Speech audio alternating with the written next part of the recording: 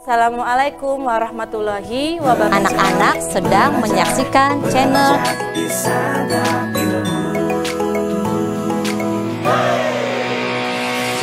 Belajar di Santap Ilmu. Banyak video baru yang selalu perkasa menemanimu. Ayo belajar di Santap Ilmu. Assalamualaikum warahmatullahi wabarakatuh. Kembali lagi di channel Santap Ilmu. Sebelum mulai pembelajaran, jangan lupa like, share, komen, dan subscribe. Oke, sebanyak-banyaknya. Ketemu lagi sama Ibu Tita Rismawati dari SMP 2 Gempol. Kali ini kita akan belajar bumi dan tata surya. Nah, apa yang kalian ketahui tentang tata surya dan bagaimana pergerakan benda langit dapat mempengaruhi kehidupan di bumi? Kita bahas ya. Oke, yang pertama, sistem tata surya. Tata surya adalah sistem yang terdiri dari matahari sebagai pusat dan benda-benda langit yang mengelilinginya. Kemudian komponen utama tata surya itu terdiri dari matahari, planet, satelit, asteroid, komet, dan meteorit. Oke, selanjutnya pengelompokan planet. Untuk pengelompokan planet ini ada 3. Yang pertama, planet luar. Ini yang pertama ini pengelompokan sesuai dengan lintasan asteroidnya. Ada planet luar dan planet dalam. Kita bahas satu-satu ya. Untuk planet luar, itu kelompok planet luar berada di luar orbit lintasan asteroid. Planetnya yaitu ada Jupiter, Saturnus, Uranus, dan Neptunus. Kemudian yang planet dalam. Kelompok planet dalam merupakan planet yang berada dalam orbit lintasan asteroid. Planetnya itu ada Merkurius, Venus, Bumi, dan Mars. Ini ya gambarnya ya, tuh. Jadi di planet yang dalam itu ada di dalam sabuk asteroid. Ada Merkurius, Venus, Bumi, dan Mars. Ini gambarnya, bisa dilihat. Kemudian untuk planet yang luar, itu ada Jupiter, Saturnus, Uranus, dan Neptunus. Satu lagi Pluto. Selanjutnya, pengelompokan planet yang kedua. Ini dilihat dari batuan penyusunnya. Dari penyusunnya ya, ada 2, ada planet terrestrial dan planet raksasa gas. Kalau planet terrestrial itu tersusun atas batuan, jadi penyusun planetnya itu batuan. Kalau planet raksasa gas ini, yang tersusun planetnya itu gas. Tuh, untuk yang ketiga, pengelompokan yang ketiga itu ada planet inferior dan planet superior. Kalau planet inferior itu kelompok planet yang letaknya di antara matahari dan bumi. Itu ada planet Merkurius dan Venus. Sedangkan planet superior itu kelompok planet yang letaknya setelah bumi. Planetnya itu ada Mars, Jupiter, Saturnus, Uranus, dan Neptunus. Selanjutnya, kita bahas satu-satu planetnya ya. Kita bahas lebih dalam. Oke. Yang pertama, planet Merkurius. Planet ini planet yang terdekat dengan matahari dengan jarak sekitar 57 juta kilometer. Suhu permukaannya di siang hari mencapai 400 derajat Celcius. Tetapi saat malam turun drastis sehingga mencapai minus 180 derajat Celcius. Merkurius ini memiliki kala rotasi sekitar 58,65 hari serta kala revolusinya selama 88 hari. Merkurius termasuk planet terkecil di tata surya dengan diameter mencapai 4.879 km. Tuh. Yang selanjutnya, planet Venus. Venus adalah planet terpanas di tata surya dengan suhu mencapai lebih dari 470 derajat Celcius. Planet ini memiliki diameter sekitar 12.104 km dan berada pada jarak rata-rata 108,2 juta kilometer dari matahari. Untuk kala rotasinya, Venus ini adalah 243 hari, sedangkan kala revolusinya adalah 224,7 hari. Itu untuk Venus ya. Selanjutnya Bumi. Nah, Bumi nih memiliki diameter mencapai 12.756,3 km. Bumi berjarak rata-rata sekitar 149,6 juta kilometer dari matahari. Kala rotasinya, planet ini memakan waktu 23 jam 57 menit. Sementara kala revolusinya berlangsung selama 365,242 hari yang kemudian menghasilkan hitungan tahun. Lebih dari 70% permukaan bumi adalah lautan. Suhu rata-rata di bumi sekitar 15 derajat Celcius. Memiliki satelit alami yang disebut bulan. Mars dijuluki planet merah. Diameternya sekitar 6.794 km dan berjarak sekitar 227,9 juta kilometer dari matahari. Untuk kala rotasinya, Mars ini sekitar 9 jam 56 menit. Sedangkan revolusinya berlangsung selama 11 tahun, 10 bulan, 3 hari. Itu untuk revolusinya ya. Rata-rata suhu mencapai minus 65 derajat Celcius. Mars ini dikelilingi oleh 2 satelit kecil bernama Phobos dan Deimos.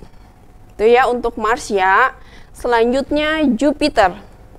Jupiter itu adalah planet terbesar di tata surya dengan diameter sekitar 139.822 km.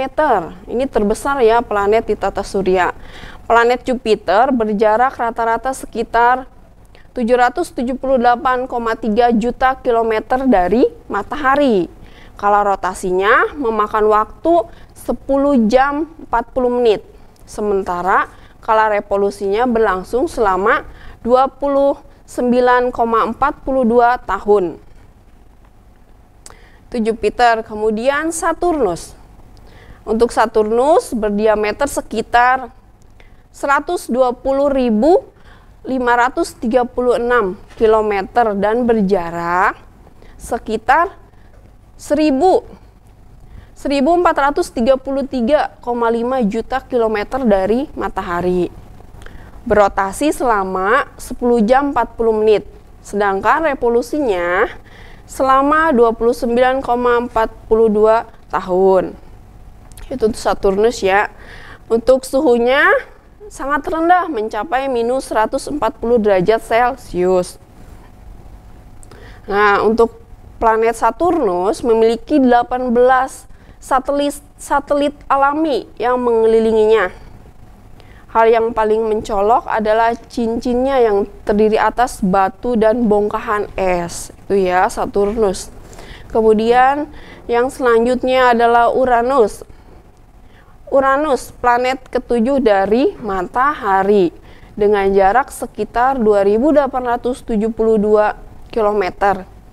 Untuk suhunya mencapai minus 140 derajat Celcius, menjadikannya salah satu planet terdingin di tata surya. Nah, planet ini memiliki diameter sekitar 50.724 km dengan kala rotasi selama 17 jam 14 menit dan kala revolusinya hampir 84 tahun. Kemudian Neptunus. Planet Neptunus ini memiliki diameter mencapai 50.500 km dan berjarak sekitar 4.500 juta kilometer dari Matahari. Kala rotasinya memakan waktu 11 jam 7 menit, sedangkan kala revolusinya berlangsung selama 164,8 tahun. Permukaan Neptunus diselimuti oleh lapisan es yang sangat tebal. Suhu di permukaan mencapai kira-kira minus 223 derajat Celcius, menjadikannya salah satu planet terdingin di tata surya. Nah, tadi udah kita bahas tentang planet ya. Jadi di tata surya itu ada 8 planet. Kemudian yang selanjutnya itu kita akan bahas tentang benda langit lainnya. Nah, seperti sudah disebutkan di awal, selain planet ada banyak sekali benda langit lainnya yang menjadi penghuni tata surya. Nah, kita bahas satu-satu ya. Oke, yang pertama ada bulan. Bulan adalah satelit alami yang mengorbit di bumi. Bulan adalah benda langit yang paling terang setelah matahari. Meskipun demikian, cahayanya yang terang itu bukan berasal dari dirinya sendiri. Bulan memancarkan cahaya yang diterimanya dari matahari dan dipantulkan ke bumi. Jarak yang tepat antara bulan dan bumi menyebabkan gaya gravitasi bulan turut berperan dalam menjaga kestabilan bumi. Itu yang pertama, ada bulan. Yang selanjutnya ada satelit. Ya, satelit itu objek yang mengorbit planet, bulan, dan benda astronomi lainnya. Satelit dapat dibedakan menjadi 2 kategori utama, yaitu satelit alami dan satelit buatan. Yang pertama ada satelit buatan. Satelit buatan itu objek yang dibuat oleh manusia dan dihancurkan ke orbit untuk tujuan tertentu. Itu untuk satelit buatan ya. Untuk satelit alami, objek yang dibentuk secara alami dan mengorbit planet atau benda lainnya. Jadi untuk satelit itu ada 2 macam. Ada satelit buatan dan satelit alami. Kemudian benda langit lainnya itu ada asteroid. Nah, bisa dilihat ada asteroid. Asteroid ini objek kecil yang terdiri dari batuan dan logam yang mengorbit matahari. Sebagian besar asteroid ditemukan di sabuk asteroid yang terletak antara planet Mars dan Jupiter, tetapi mereka juga dapat ditemukan di berbagai lokasi tata surya. Itu asteroid ya. Kemudian ada meteorit dan meteor. Apa tuh perbedaannya? Kita bahas ya satu-satu. Yang pertama, meteorit. Itu objek kecil yang berada di ruang angkasa dan berukuran lebih kecil dari asteroid. Jadi ukurannya itu untuk meteorit ini lebih kecil dari asteroid. Kemudian meteor. Meteor itu apa? Meteor itu fenomena yang terjadi ketika meteorit memasuki atmosfer bumi. dan terbakar akibat gesekan dengan udara, menciptakan jejak cahaya yang sering disebut bintang jatuh. Itu untuk meteor. Selanjutnya meteorit. Meteorit itu bagian dari meteorit yang berhasil bertahan saat memasuki atmosfer dan mencapai permukaan bumi. Itu untuk meteorit ya. Kemudian komet. Komet itu benda langit yang berasal dari sisa-sisa pembentukan tata surya. Komet dapat berupa debu, batu, maupun es, seperti juga benda langit lainnya di tata surya. Sisa-sisa pembentukan tata surya ini bergerak mengikuti orbit tertentu. Saat posisinya terlalu dekat dengan matahari, komet menjadi panas dan memuntahkan gas dan debu, seringkali diikuti oleh ekor yang terlihat. Jadi untuk komet ini berekor ya. Kemudian pergerakan bumi. Kita bahas pergerakan bumi ya. Pergerakan bumi ini yang pertama siang dan malam. Ada siang, ada malam. Perputaran bumi pada porosnya selama 24 jam. Maka menyebabkan terjadinya siang dan malam. Kemudian yang kedua, pergantian tahun. Pergerakan bumi mengelilingi matahari selama 365,1/4 hari, menyebabkan perubahan musim. Itu untuk pergantian tahun. Kemudian pergantian musim. Perbedaan kemiringan sumbu bumi juga mempengaruhi variasi musim di berbagai belahan dunia. Contohnya di Indonesia musimnya ada musim kemarau dan penghujan ya, ada dua. Selanjutnya pengaruh benda langit lainnya itu ada fase bulan. Fase bulan itu perubahan bentuk bulan yang terlihat dari bumi, dipengaruhi oleh posisi bulan saat berputar mengelilingi bumi. Oke, pengaruh benda langit lainnya itu ada gerhana bulan. Yang pertama ada gerhana bulan total. Gerhana bulan total ini bulan dan matahari berada di posisi berseberangan dengan bumi di tengah. Kemudian gerhana bulan sebagian. Itu bulan dan matahari berada di posisi berseberangan di bumi dengan bumi di tengah. Itu ya. Kemudian selanjutnya ada pengaruh benda langit lainnya. Yang selanjutnya itu ada gerhana matahari. Gerhana matahari ini ada 3. Ada gerhana matahari total, gerhana matahari sebagian, gerhana matahari cincin. Untuk gerhana matahari total itu terjadi saat matahari tertutup bulan. Kemudian untuk gerhana matahari sebagian terjadi saat bulan menutupi sebagian matahari. Yang ketiga, gerhana matahari cincin terjadi saat bulan yang menutupi matahari berada pada titik terjauhnya dari bumi. Itu untuk gerhana matahari. Selanjutnya perubahan iklim di bumi yang dipengaruhi benda langit. Yang pertama ada perubahan iklim bumi, perubahan suhu dan cuaca yang terjadi saat alam dalam jangka panjang. Dampaknya meliputi kenaikan suhu global, peningkatan permukaan laut akibat pencairan es. Yang kedua, proses alami perubahan iklim. Faktor alami yang mempengaruhi perubahan iklim yaitu ada pergerakan bumi, aktivitas matahari, aktivitas vulkanik. Itu untuk perubahan iklim bumi. Nah, kesimpulannya untuk pembelajaran kali ini, tata surya itu merupakan sistem yang kompleks dan dinamis dengan interaksi antar benda langit yang mempengaruhi kehidupan di bumi melalui dari perubahan cuaca harian hingga iklim global.